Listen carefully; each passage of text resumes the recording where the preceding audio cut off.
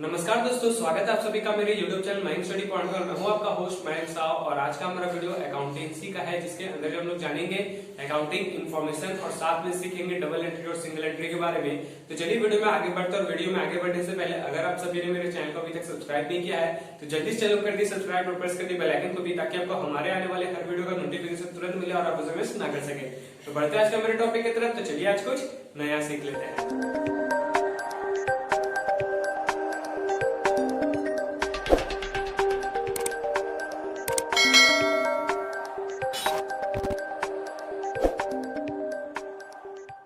तो दोस्तों अब हम लोग यहाँ पे बात करेंगे अकाउंटिंग इन्फॉर्मेशन की। जो आज का हमारा वीडियो है ये इंपॉर्टेंट नहीं है, बस मैं आपको आपके बेस को तैयार करने के लिए इसे बना रहा हूँ। ये एग्जाम में नहीं पूछा जाएगा, लेकिन आप अगर मास्टर्स कर रहे हो, अकाउंटेंसी में मास्टर्स कर रहे हो या फिर बीबीए एमबीए कर रहे हो, तो वहां पे आपको ये फर्स्ट चैप्टर पढ़ना जरूरी हो जाएगा। तो आप लोग के लिए मैं इसलिए वीडियो बना रहा हूँ कि आप इसे थोड़ा सा समझ लेंगे तो आपका रिवीजन टाइप हो जाएगा, रिवीजन हो जाएगा, जिससे आपको फ्यूचर में हेल्प मिल सकता है। ठीक है, तो यहाँ पे अब हम लोग बात करेंगे अकाउंटिंग इन्फॉर्मेशन की। अकाउंटिंग इन्फॉर्मेशन होता क्या है, वो क्या काम में आता है, उसके क्या कैरेक्टरिस्टिक्स है, ये सब हम लोग देखेंगे और उसके यूजर्स कौन कौन होते हैं। तो सबसे पहले हम लोग इन्फॉर्मेशन हटा देते हैं, क्योंकि इन्फॉर्मेशन तो हम लोग को मालूम है कि किसी चीज का बारे में बताया जाता है, जिस जो डिटेल्स हम लोग को मिलता है वो कहाँ से मिलता है। तो हम लोग यहाँ पे बिजनेस में बात कर रहे हैं अकाउंटिंग इन्फॉर्मेशन, यानी कि अकाउंटिंग से हम लोग क्या इन्फॉर्मेशन मिलेंगी और वो किस चीज का अकाउंटिंग होगा। तो यहाँ पे अकाउंटिंग समझते हैं। It is a service activity. Its function is to provide qualitative information, primarily financial in nature, about economic entities that intended to be useful in making economic decisions. तो यहाँ पे अकाउंटिंग इन्फॉर्मेशन में क्या बोला गया है कि ये एक तरह का सर्विस एक्टिविटी है। इसका फंक्शन क्या है? इसका फंक्शन प्रोवाइड क्वालिटेटिव इंफॉर्मेशन देना कि बिजनेस में कौन सा इंफॉर्मेशन सही है वो इंफॉर्मेशन देना। इंफॉर्मेशन यानी कि क्या फाइनेंशियल ट्रांजैक्शंस है उनका इंफॉर्मेशन देना।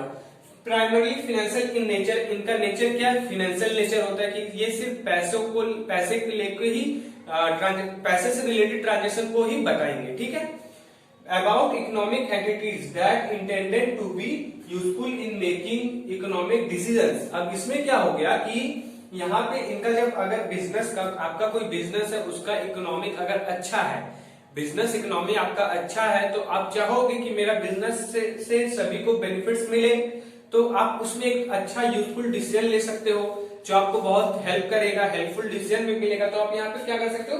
Making economic decision. आप नया कुछ अगर स्टार्टअप करना चाहते हो, नया बिजनेस स्टार्ट करना चाहते हो, उसी बिजनेस के साथ नया फैसिलिटीज देना चाहते हो, तो आप यहाँ से उसे यूज कर सकते हो अगर आपका इकोनॉमिक अच्छा है तो। ठीक है, तो अकाउंटिंग यही बताता है कि अकाउंटिंग हम लोग को एक सर्विस एक्टिविटी प्रोवाइड करता है, जिसके अंदर हम लोग को सारे फाइनेंशियल ट्रांजैक्शंस प्रोवाइड किए जाते हैं और वो ट्रांजैक्शन सारे के सारे फाइनेंशियल हो जाने चाहिए। और उसके बाद जो हम लोग का इकोनॉमिक होता है, जिसमें हम लोग को प्रॉफिट लॉस का पता चलता है, एसेट्स का पता चलता है, उन सभी को मिला के हम लोग चाहे तो अपने बिजनेस से कुछ नया प्रोजेक्ट स्टार्ट कर सकते हैं, किसी नए प्रोजेक्ट पे पैसे इन्वेस्ट कर सकते हैं, नया इकोनॉमिक ग्रोथ बना सकते हैं। ठीक है, अब हम लोग उसके बात करेंगे टाइप्स ऑफ अकाउंटिंग की, कि अकाउंटिंग इन्फॉर्मेशन तो समझ में आ गया, अकाउंटिंग समझ में आ गया। हम लोग बात करेंगे टाइप्स ऑफ अकाउंटिंग इन्फॉर्मेशन कि हम लोग को क्या क्या उसमें टाइप्स हम लोग को देखने को मिलते हैं जब हम लोग किसी भी बिजनेस का अकाउंटिंग कर रहे होते हैं, कैलकुलेशन कर रहे होते हैं। ठीक है, तो सबसे पहले तो हम लोग को मिलता है प्रॉफिट और सरप्लस, यानी कि प्रॉफिट लॉस, कितना लेन देन हुआ, ये सबका पता चलता है, कितना प्रॉफिट हुआ, बैलेंस शीट क्या है, हमारा नेट वर्थ कितना है, ये पता चलता है, कितना का एसेट्स बनाया। Financial position, related to financial position की आपका बिजनेस का फाइनेंशियल पोजीशन क्या है, अच्छा है, खराब है, मार्केट में आपका वैल्यू क्या है, फाइनेंशियल वैल्यू क्या है। अगर आप किसी को लोन देना चाहो तो लोन दे सकते हो या नहीं है, लोन लेना चाहो कहीं से तो आपको लोन मिल सकता है कि नहीं, तो ये आपको बताता है फाइनेंशियल पोजीशन के थ्रू। ठीक है, उसके बाद आता है रिलेटेड टू कैश फ्लो।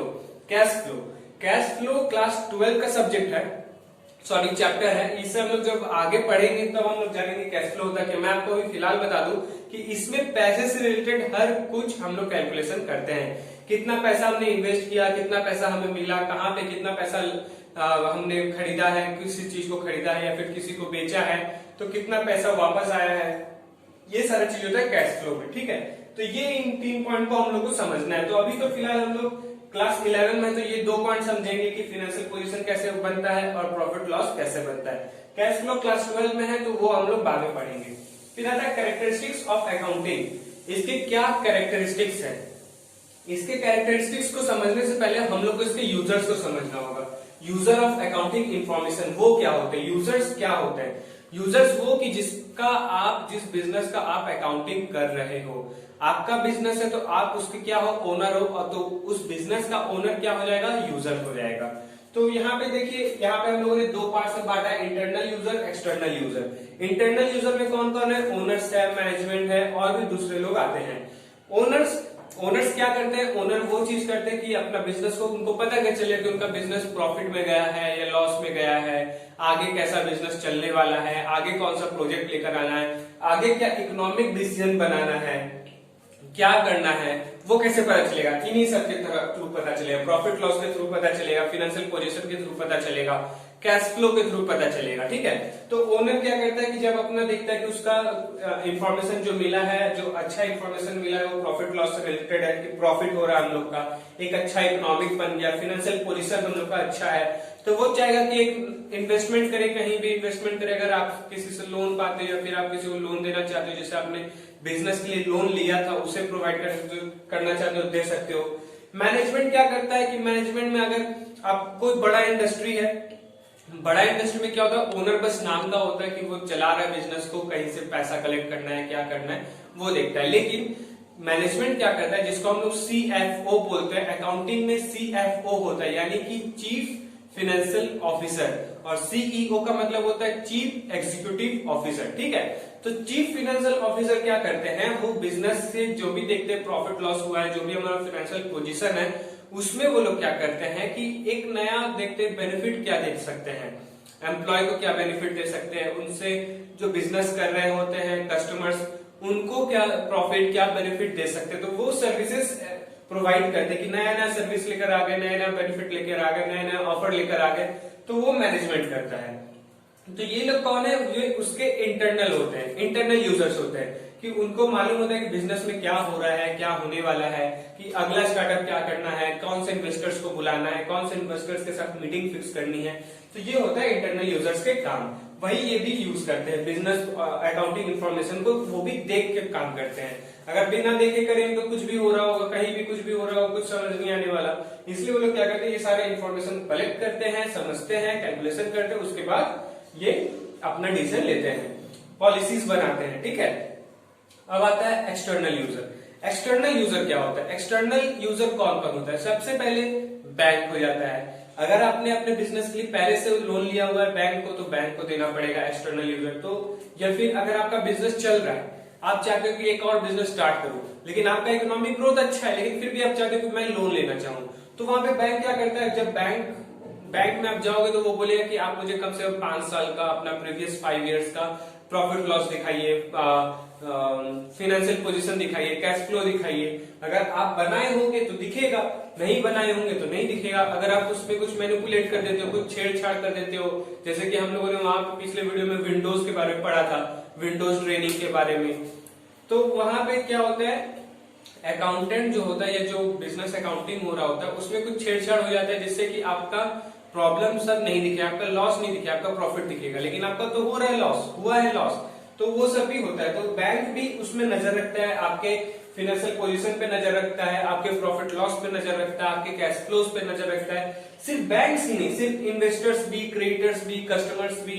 हालांकि गवर्नमेंट आपको ये बोल चुके हैं कि आपको अपना प्रॉफिट लॉस, अपना बजट हमेशा सभी को दिखाते रहना होगा। जो भी आपके बिजनेस से इंटरेस्टेड है, जो भी आपके बिजनेस के साथ बिजनेस करना चाह रहे हैं या फिर कर रहे, जो छोटे मोटे बिजनेस पर्सन है जो आपके साथ बिजनेस कर रहे हैं, आपके प्रोडक्ट को लेकर बिजनेस कर रहे हैं, तो उनको भी आपको दिखाना पड़ेगा कि हाँ मेरा ये गुडविल है, मेरा ये फाइनेंशियल पोजीशन है। तो ये सारे भी, ये तीनों चीज को देखते हैं, सरप्लस देखते हैं, प्रॉफिट लॉस देखते हैं, फाइनेंशियल पोजीशन देखते हैं, कैश फ्लोज देखते हैं, और ये लीगल भी आप दिखाना ही है आपको। ठीक है, तो ये सब चीज होता है। तो इसमें कौन कौन आते हैं, बैंक्स आते हैं, इन्वेस्टर्स आते हैं, क्रेडिटर्स आते हैं, गवर्नमेंट आता है। गवर्नमेंट कैसे आता है, गवर्नमेंट आपको देख के बोलेगा कि आपका जब प्रॉफिट इतना अच्छा हो रहा है तो आप टैक्स पे कर रहे हो या नहीं कर रहे हो, आपको टैक्स पे करना पड़ेगा। तो ये सब होता है गवर्नमेंट का भी पॉलिसी। फिर शेयर होल्डर्स की, अगर कोई शेयर होल्डर है कि आपका शेयर खरीदना चाहता है, आपका कंपनी के साथ बिजनेस करना चाहता है, तो वो शेयर खरीदे या नहीं खरीदे, तो वो भी मैटर करता है, शेयर होल्डर्स एक्सेट्रा, और भी ऐसे बहुत सारे होते हैं, जैसे कि हम लोग बोल सकते हैं कंज्यूमर्स, कस्टमर जो होता है आपके बिजनेस के, हो सकता है कि वो आपसे और भी ज्यादा बिजनेस करने की सोच रहे हो, या फिर आपका दूसरा जो प्रोजेक्ट है जिसपे आप प्रोजेक्ट के लिए आप लोन लेना चाहते हो, तो उस पे वो ध्यान रखेगा, तो वो भी आपका देखेगा कि आपका फाइनेंशियल पोजीशन अच्छा, आपका गुडविल अच्छा है। तो इस तरीके से होता है। तो ये होता है अकाउंटिंग इन्फॉर्मेशन का यूजर। ये हमने पढ़ा टाइप्स, और ये हमने पढ़ा अकाउंटिंग क्या होता है, या फिर अकाउंटिंग इन्फॉर्मेशन में क्या पाया जाता है। अब हम लोग यहाँ पे बात करेंगे उसके कैरेक्टरिस्टिक्स की। कैरेक्टरिस्टिक्स ऑफ अकाउंटिंग, दोस्तों आप लोग कोई भी वीडियो देख लीजिए, कोई भी, सब में आपको अकाउंटिंग इन्फॉर्मेशन के कुछ इसी तरीके से मिलते जुलते नोट्स मिलेंगे। ऐसा नहीं है कि कोई किसी का वीडियो देखकर बना रहा हो या फिर किसी का कुछ बना रहा हो, आपको हर जगह से कुछ ना कुछ आपको इन्फॉर्मेशन सेम थिंग मिलेंगे, ठीक है। तो अब बात होता है रिलायबिलिटी। कैरेक्टरिस्टिक्स में आता है रिलायबिलिटी। रिलायबिलिटी की, अगर आपका बिजनेस अच्छा चल रहा है, फाइनेंशियल पोजीशन अच्छा है, प्रॉफिट अच्छा है, प्रॉफिट लॉस अच्छा है, इकोनॉमिक ग्रोथ अच्छा है, तो कंज्यूमर्स आप पे बिलीव करेगा कि हाँ आप कुछ नया प्रोजेक्ट लेकर आ रहे हो, तो हो सकता है वो अच्छा ही हो, अच्छा काम कर रहा हो, तो क्या होता है रिलायबिलिटी।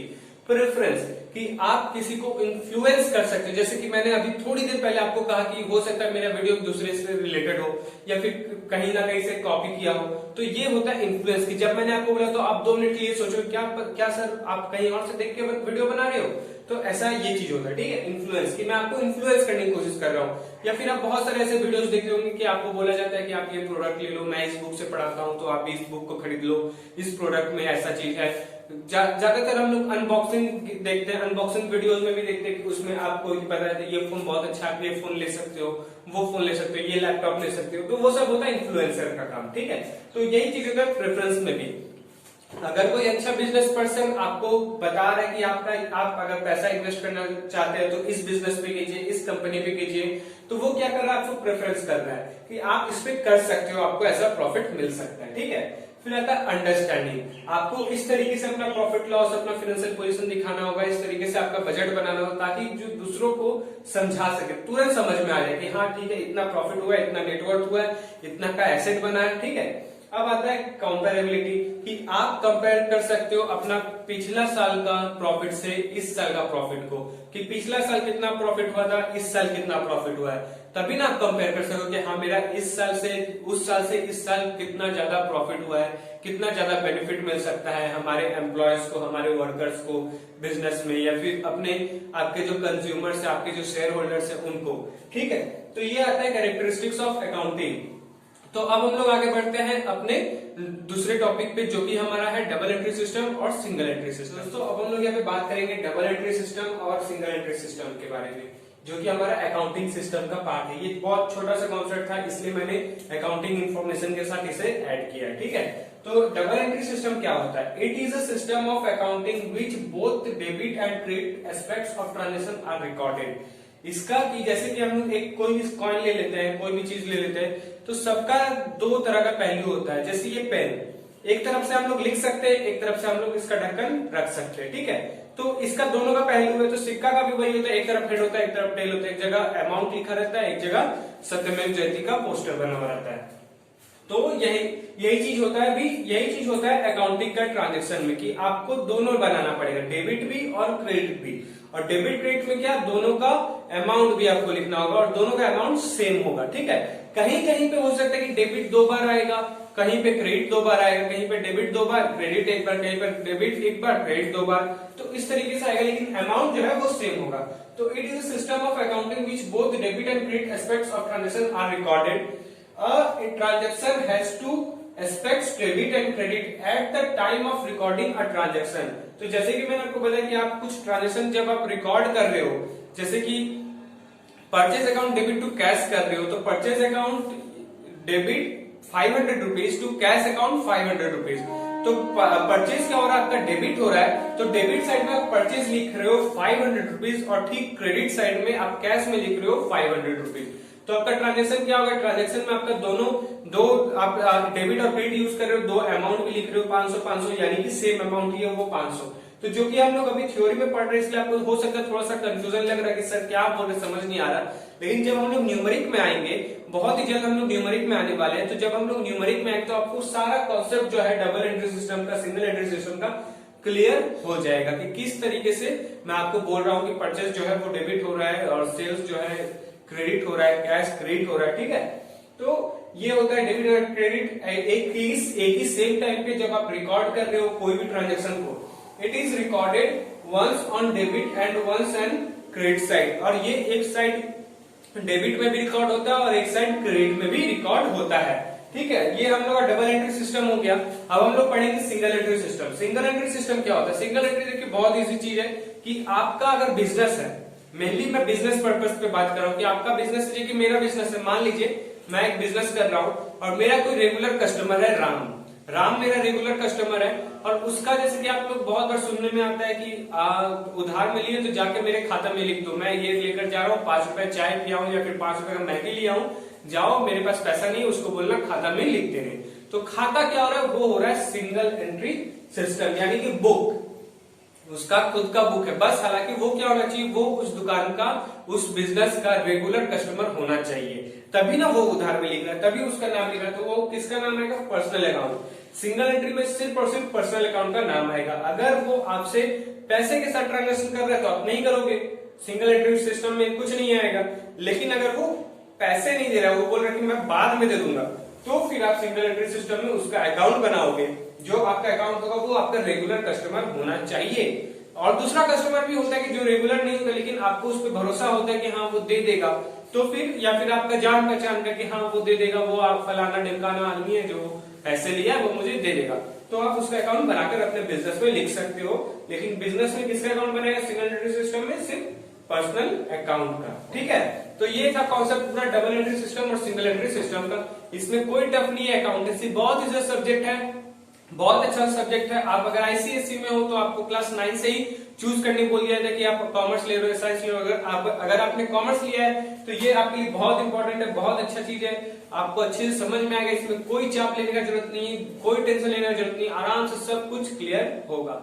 तो दोस्तों आज के लिए बस इतना ही। उम्मीद करता हूँ कि आप सभी को मेरा वीडियो पसंद आया होगा। तो जाते जाते वीडियो को लाइक करें और अगर आप चैनल पे न्यू है तो चैनल को सब्सक्राइब करें और प्रेस करें बेल आइकन को भी, ताकि आपको हमारे आने वाले हर वीडियो का नोटिफिकेशन तुरंत मिले और आप उसे मिस ना कर सके। तो मिलते हैं हमारे अगले वीडियो पे, तब तक के लिए जुड़े रहे माइंड स्टडी पॉइंट के साथ। वीडियो को पूरा देखने का आपको बहुत बहुत शुक्रिया।